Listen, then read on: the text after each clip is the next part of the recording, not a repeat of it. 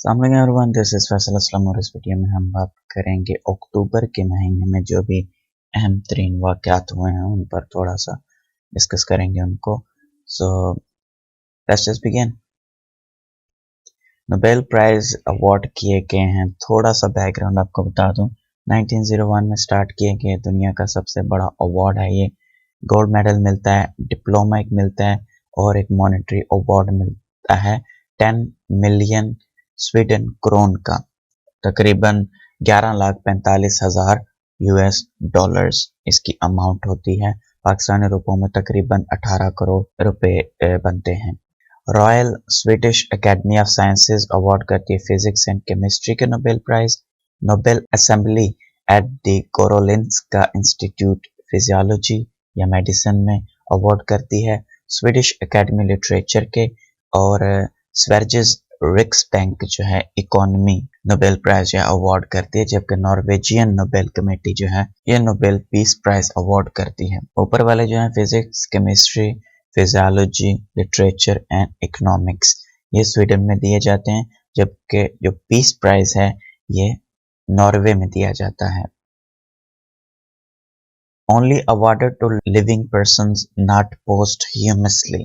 किसी भी शख्स को उसके फौत हो जाने के बाद उसकी खिदमत की बुनियाद पर यह अवार्ड नहीं दिया जाता, बल्कि अगर किसी को अवार्ड देने का ऐलान किया जाए और वो फौत हो जाए तो फिर उसको दिया जा सकता है, लेकिन उसके मरने के बाद उसको नोबेल प्राइज अवार्ड नहीं किया जा सकता, उसका ऐलान नहीं किया जा सकता। 3 से ज़्यादा लोगों के बीच में शेयर भी नहीं किया जा सकता, अगरचे मुख्तलिफ ऑर्गेनाइजेशंस जो कि हज़ारों लोगों पर मुश्तमिल होती हैं उनको ये अवार्ड दिया जा सकता है।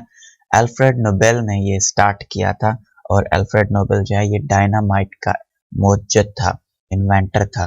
डायनामाइट आपको पता है कि बारूद बनाने वाला जो मवाद है उसको डायनामाइट कहा जाता है। तो इसने जब डायनामाइट इजाद किया था तो उसके बाद एक दिन खबर छपी, जो इसका कोई हम नाम था, नोबेल उसका नाम था, तो उसको अखबार ने गलती से समझ लिया कि ये अल्फ्रेड नोबेल मरा है, तो उन्होंने लिख दिया कि the merchant of death is dead, मतलब मौत का सौदागर जो है वो फाइनली मर गया है। इसने जब ये पढ़ा कि मेरे बारे में लोग बाद में ये याद रखेंगे कि इसने बम इजाद किया था, बारूद इजाद किया था, इसकी वजह से लोग मर रहे थे, तो तब इसने सोचा कि मैं कुछ ऐसा छोड़ जाऊं जिससे लोग मुझे नई चीज के नाम से याद रखें। फिर इसने अपना जो भी कारोबार था, उसकी जितनी भी इनकम थी, आमदनी थी, उसको नोबेल प्राइज बनाने में वसीयत कर गया। तो फिर उसके बाद नोबेल प्राइज बनाया गया। यंगेस्ट पर्सन कौन है अब तक जिसको नोबेल प्राइज मिल चुका है? मलाला यूसुफजई, पाकिस्तान से। 17 साल की उम्र में इनको नोबेल पीस प्राइज मिला। नोबेल पीस प्राइज इस साल का जो दिया गया है वो सबसे इम्पोर्टेंट होता है और सबसे कंट्रोवर्शियल भी यही होता है। तो इस दफ़ा जो नोबेल पीस प्राइज जो दिया गया है वो वर्ल्ड फूड प्रोग्राम को दिया गया है। कोरोना वायरस की पेंडेमिक के दौरान दुनिया में जो फूड शॉर्टेज हुई उसको कम करने की कोशिशों की बुनियाद पर। फिजियोलॉजी का जो नोबेल प्राइज इस दफ़ा दिया गया है वो Harvey J Alter, Michael Houghton and Charles M Rice को दिया गया है, हेपेटाइटिस सी वायरस के पर काम करने की वजह से। फिजिक्स का नोबेल प्राइज दिया गया Roger Penrose, Reinhard गेंजल and Andre gave. इन्होंने ब्लैक होल्स पे काम किया जिसकी वजह से इनको फिजिक्स में नोबेल प्राइज दिया गया है। केमिस्ट्री का नोबेल प्राइज मिला है इमैनुअल कारपेंटियर एंड जेनिफर ए डुडना। इनको ये अवार्ड दिया गया है क्रिस्पर कैस पर काम करने की वजह से, जो कि जीनोम एडिटिंग का एक मेथड है, एक तरीका है। इसमें ये होता है कि जीनोम के अंदर जो प्रॉब्लम्स हैं, मतलब डीएनए के अंदर कोई बंदा बहंगा है, कोई बंदा अंधा है पैदाइश से ही, तो उसके डीएनए में ही वो प्रॉब्लम है। तो अब ये किया गया है, एक तरीका ढूंढा गया है। अभी ये शुरुआती स्टेजेस पे है, लेकिन बहरहाल एक तरीका ढूंढ लिया गया है कि उस अंधेपन का जो जीनोम है, जो डीएनए, उसको कट करके वहां पर आंखों वाला जो हिस्सा है वो लगा दिया जाएगा। तो इस तरीके से जो भी कोई भी और डिजीज होगी, उसका खून नहीं जमता, वो अंधा है, वो मतलब कोई भी ऐसी चीज जो कि जीनोम की वजह से नस्लों से चली आ रही है, उस प्रॉब्लम को वहां से काट के खत्म किया जाएगा और सही वाला जो हिस्सा है वो वहाँ पे किसी और बंदे से एक कॉपी लेकर वहाँ पे लगा दिया जाएगा, तो वो बंदा वो जो प्रॉब्लम होगी वो ठीक हो जाएगी। लिटरेचर का जो नोबेल प्राइज दिया गया है वो लुइस क्लर्क को दिया गया है। ये एक अमेरिकन पोएटेस हैं, शायरा। इकोनॉमिक्स का जो नोबेल प्राइज है वो Paul R Milgrom and Robert P Wilson को दिया गया है, ऑक्शन थ्योरी के में इम्प्रूवमेंट्स करने की वजह से। पीडीएम पाकिस्तान डेमोक्रेटिक मूवमेंट इस दफ़ा स्टार्ट की गई है।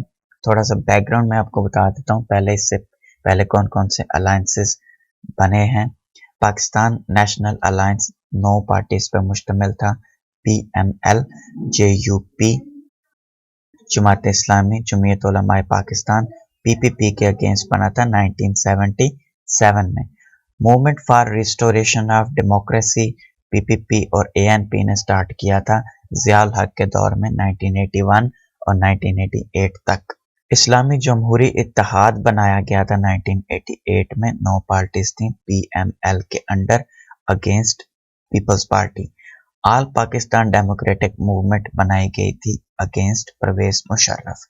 अब ये करंटली जो बनाई गई इसका नाम पीडीएम है, पाकिस्तान डेमोक्रेटिक मूवमेंट। 11 पार्टीज इसमें शामिल हैं। प्रेसिडेंट बनाया गया मौलाना फजलुर रहमान को और सेक्रेटरी जनरल हैं इसके आसन Iqbal. One day prime minister, एक दिन की वजीर आजम एवा मोटो हैं। ये फिनलैंड की एक लड़की हैं। फिनलैंड गवर्नमेंट ने इनको एक मुकम्मल दिन के लिए ऑनररी सिंबॉलिकली प्राइम मिनिस्टर बनाया है। विमेन एम्पावरमेंट को सिंबलाइज करने के लिए जो कैंपेन चलाई जा रही थी प्लान इंटरनेशनल ऑर्गेनाइजेशन की जानिब से, उसके तनाजुर में इनको एक दिन के लिए प्राइम मिनिस्टर बनाया गया है। 7 अक्टूबर को इनको एक दिन की प्राइम मिनिस्टर बनाया है। वैसे इंटरनेशनल गर्ल्स डे जो है वो 11 अक्टूबर को मनाया जाता है हर साल यूनाइटेड नेशंस की जानिब से। प्राइम मिनिस्टर ओरिजिनल जो हैं फिनलैंड के, उनका नाम सना मरीन है। इसके अलावा इसी तरह का एक और काम है वो स्वीडन की गवर्नमेंट करती रही है। 2011 से लेके 2018 तक स्वीडन की गवर्नमेंट का जो ट्विटर अकाउंट है वो स्वीडन का कोई भी एक सिटीजन जो है वो चलाता था। हर एक हफ्ते के लिए रैंडमली किसी एक सिटीजन को चूज किया जाता था और पूरे हफ्ते के लिए स्वीडन गवर्नमेंट का जो ट्विटर अकाउंट है वो उस बंदे को दे दिया जाता था चलाने के लिए। न्यूजीलैंड के इलेक्शंस हुए। अब असली प्राइम मिनिस्टर की बात करते हैं। 17 अक्टूबर 2020 को न्यूजीलैंड के इलेक्शंस हुए हैं जिसमें जसिंडा आर्डन की लेबर पार्टी जो है उसने लैंड स्लाइड विक्ट्री हासिल की है। 64 आउट ऑफ 120 सीट्स, 49.1% सीट्स हासिल की हैं। नेशनल पार्टी सेकंड है जिसकी चीफ थी Judith Collins, 35 out of 120 seats हासिल की हैं। ये इलेक्शंस जो हैं इनके हाउस ऑफ रिप्रेजेंटेटिव्स के लिए थे और हाउस ऑफ रिप्रेजेंटेटिव्स न्यूजीलैंड का सोल चैम्बर है, यानी एक सिंगल हाउस है। जिस तरह हमारा नेशनल असेंबली और सेनेट है, उनका इस तरह नहीं है, उनका एक ही हाउस है और उसको हाउस ऑफ रिप्रेजेंटेटिव्स कहा जाता है। इसके अलावा 17 अक्टूबर 2020 को ही 2 रेफरेंडम भी करवाए गए। एक कैनबिस को लीगलाइज करने के लिए आवाम से राय ली गई कि क्या कैनबिस लीगलाइज कर दिया जाए, भंग जिसको कहा जाता है, और उसके अलावा यूथनेसिया को अलाउ करने के लिए। यूथनेसिया बेसिकली गुड डेथ को कहते हैं। यू का मतलब गुड और थैनेसिया जो होता है ये लफ्ज थैंटोस से निकला है। थैनाटोस, थैनाटोस होता है ग्रीक मिथोलॉजी में, यूनानी हिकायतों में मौत की एक शख्सी सूरत थी, तो उसी से नाम निकला है थैनोस, जो कि आपने सुना होगा एवेंजर्स मूवीज में। तो थैनोस का नाम थैनाटोस से निकला है। थैनाटोस का मतलब मौत, मौत की एक शख्सी सूरत। तो यूथनेसिया का मतलब ये होता है कि जो बंदा बीमार है, बिल्कुल बीमार है, उसे कोई होश आवास नहीं है, सही होने के, सेहतमंद होने के कोई चांसेस नहीं है, तो उसको उस दर्द से छुटकारा दे दिया जाए और उसको मार दिया जाए। इसमें 2 होती हैं, एक्टिव यूथनेसिया और पैसिव यूथनेसिया। एक्टिव यूथनेसिया होता है कि इंजेक्शन लगा दिया जाए पॉइजन का। पैसिव यूथनेसिया होता है कि उसको जिस ऑक्सीजन पे रखा गया है, जिस आर्टिफिशियल उसे जो भी प्रोवाइड किया जा रहा है सपोर्ट, बस वो ख़त्म कर दी जाए ताकि वो अपने तौर पर ही मर जाए। ज़ैनब अलर्ट ऐप लॉन्च की गई है 15 अक्टूबर 2020 को और इसको पाकिस्तान सिटीजन पोर्टल का हिस्सा बनाया गया है।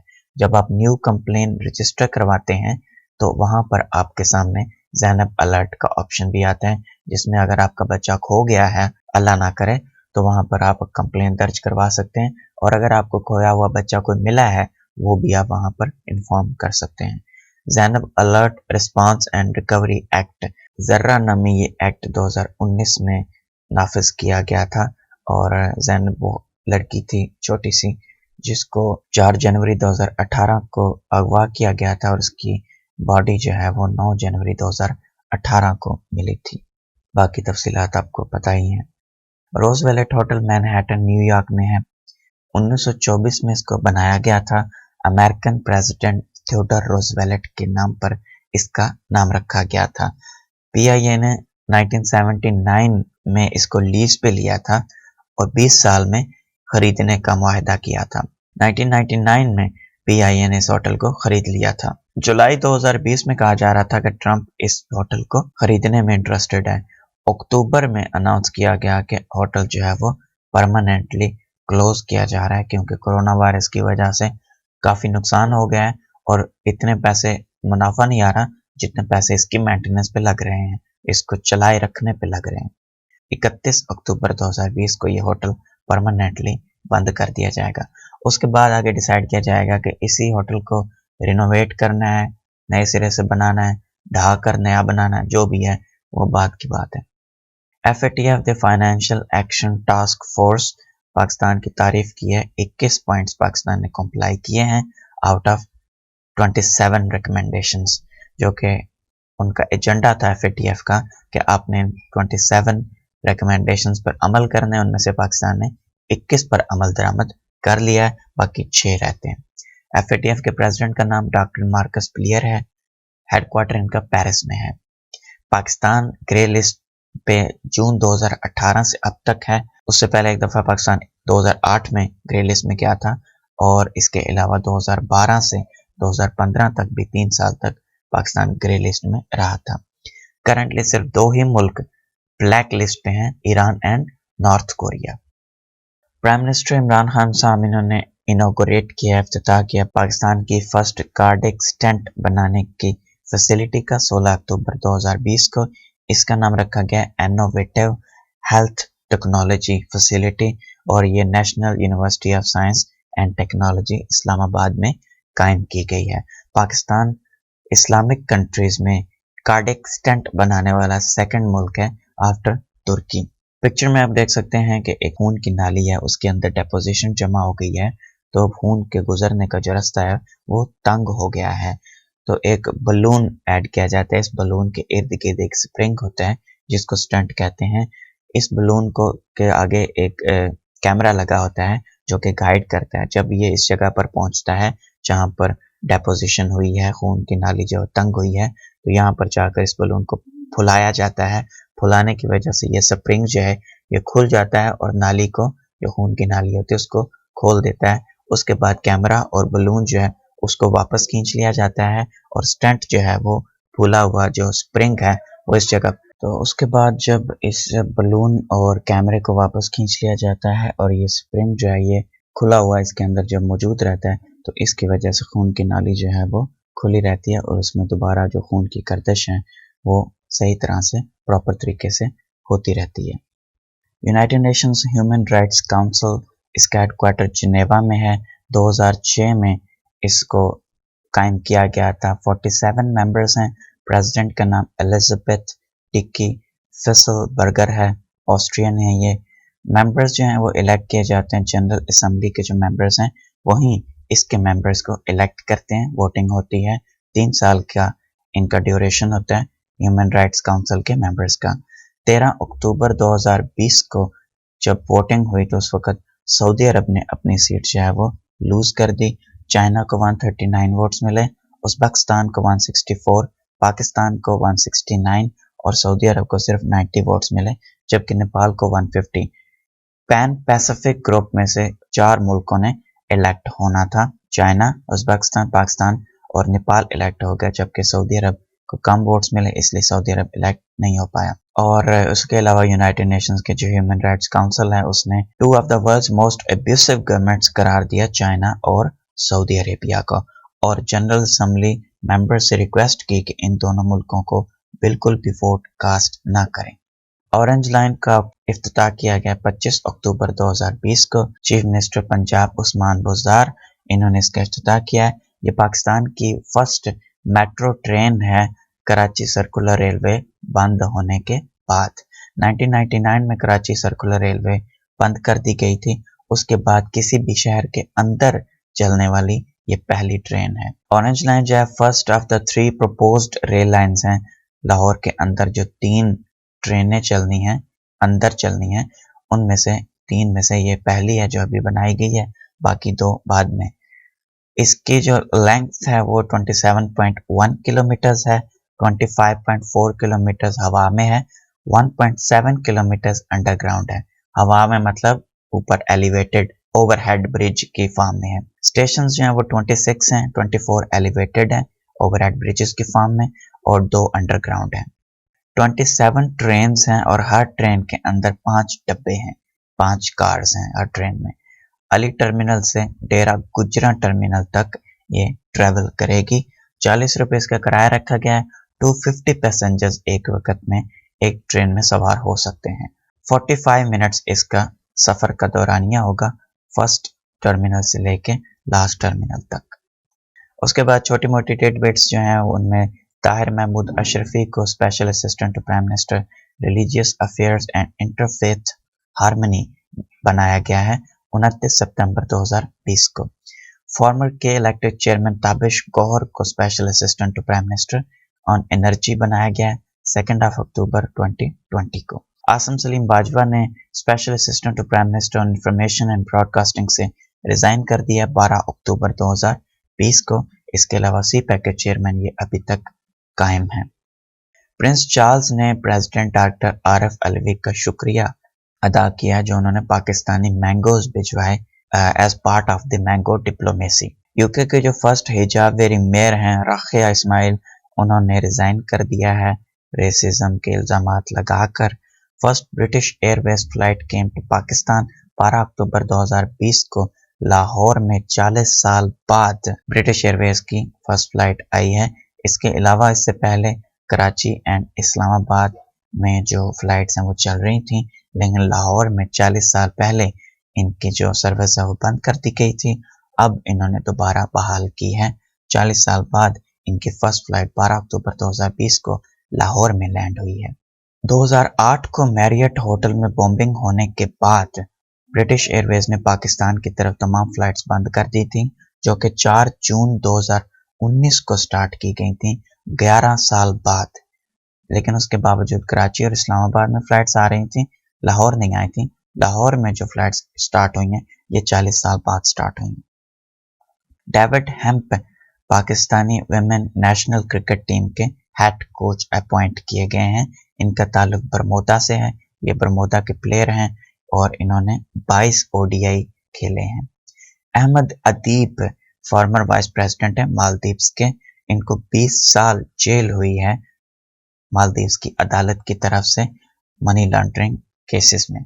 12th ब्रिक्स समिट जो है वो 17 नवंबर 2020 को होगी। ये एक वीडियो कॉन्फ्रेंस होगी, लेकिन चूंकि ये होस्ट जो है रशिया कर रहा है, रशिया के जो सदर हैं व्लादिमीर पुतिन कर रहे हैं, तो इसलिए सेंट पीटर्सबर्ग इसका लोकेशन बताई गई है। वर्ल्ड पोलियो डे सेलिब्रेट किया गया 24 अक्टूबर और उमर गुल जो हैं पाकिस्तान के बहुत नामी गिरामी बॉलर थे, इन्होंने अपनी रिटायरमेंट अनाउंस की है 16 अक्टूबर 2020 को। That was all for this video. Thank you so much for watching. Allah Hafiz.